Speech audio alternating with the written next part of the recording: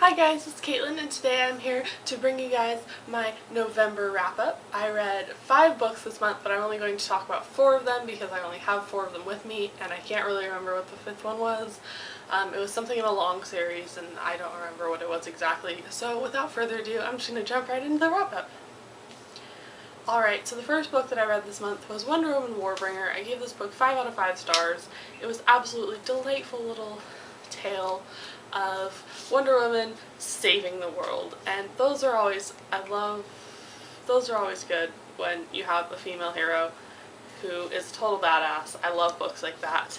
And Diana is 17 in this book, and I absolutely adored her. She leaves her island to go on this magical adventure to a spring in, I think, Greece, to get rid of a curse on a girl who was washed up on the Amazon's island, which I don't know how to pronounce, I'm sorry you guys.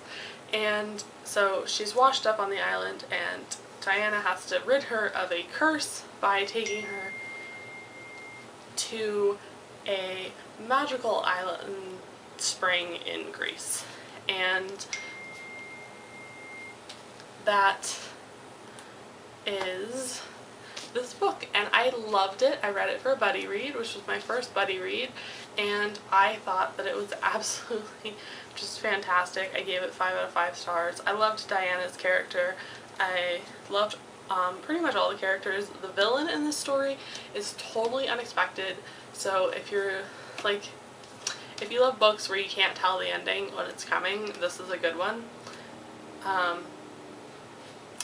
I loved it. That's all I'm going to say. That's all I have to say. The next book that I read this month is Angel Fall by Susan E. I gave this book 3.5 out of 5 stars. It was super adorable. Well, it wasn't adorable, but I thought that the characters were super adorable. I should say that, not that the book was adorable, because it is a post-apocalyptic book. Angels have come and caused the end of the world, and so the end of the world is coming. Most people in the world have died, and then there is Penryn, and she's just trying to fight for her family's survival in Northern California, which I thought was cool because I live in Northern California and there aren't a lot of books that are set in Northern California, even though it's such a great, I think, great place to set a book because of all the different areas that you can be in Northern California. There's deserts and forests and cities and stuff like that, so I always think that that's a really cool place to set a book. And I know that I mean, maybe I'm biased because I'm from Northern California, but I liked it a lot, reading it and kind of recognizing the scenery, and that was kind of one of my favorite parts about this book, as well as the character's name, Penryn, because there is a place in Northern California, for those of you that don't know, called Penryn, and I've actually been there, and it's not really a place, it's kind of an exit on, it's complicated what it is, but if you live in Northern California, you know what I'm talking about Penryn. And yeah, this book, 3.5 out of 5 stars. I'm hoping that the rest of the series kind of picks up a little bit. I do want to read it. I'm hoping it does pick up a little bit. This book was kind of a little bit slow for me, and I loved the ending. I thought that the ending was kind of shocking and all of that, but overall 3.5 out of 5 stars. I did not think that it was exceptional.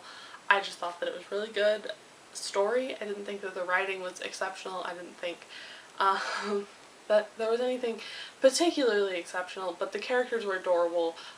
Their banter back and forth between Penryn and this angel that she has found and that she is traveling with to save her sister is super cute, and the things that they do in the book are just, they have some adorable moments, and I think I ship it a little bit, even though it's probably never gonna happen.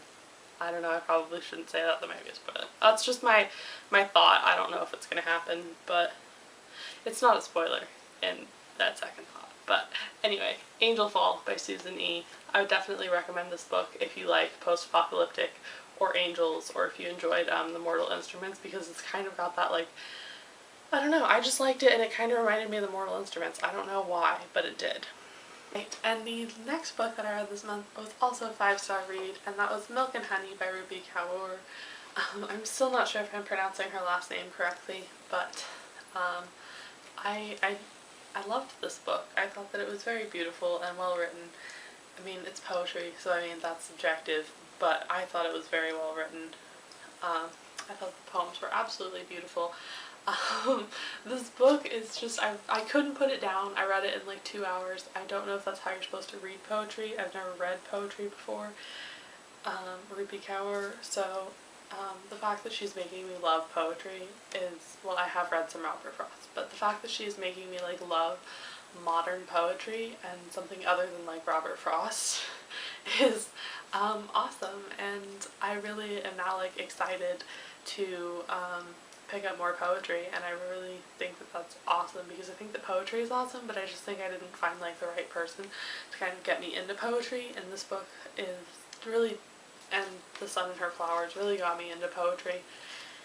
And so I'm excited to read some more poetry now, and I think I'm going to try reading some Amanda Lovelace.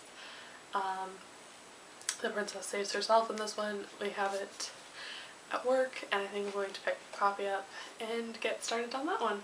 And the fourth book that I read this month is The Raven Boys by Maggie Stiefvater. I gave this one 4 out of 5 stars. I thought that it was pretty slow, but it did have a great ending. I'm looking forward to reading the rest in the series. This book follows 2 characters. It follows Blue and it follows Gansey, I think is how you pronounce his name.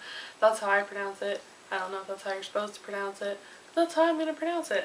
So, you guys probably know that I'm pretty bad at pronouncing stuff. So, yeah.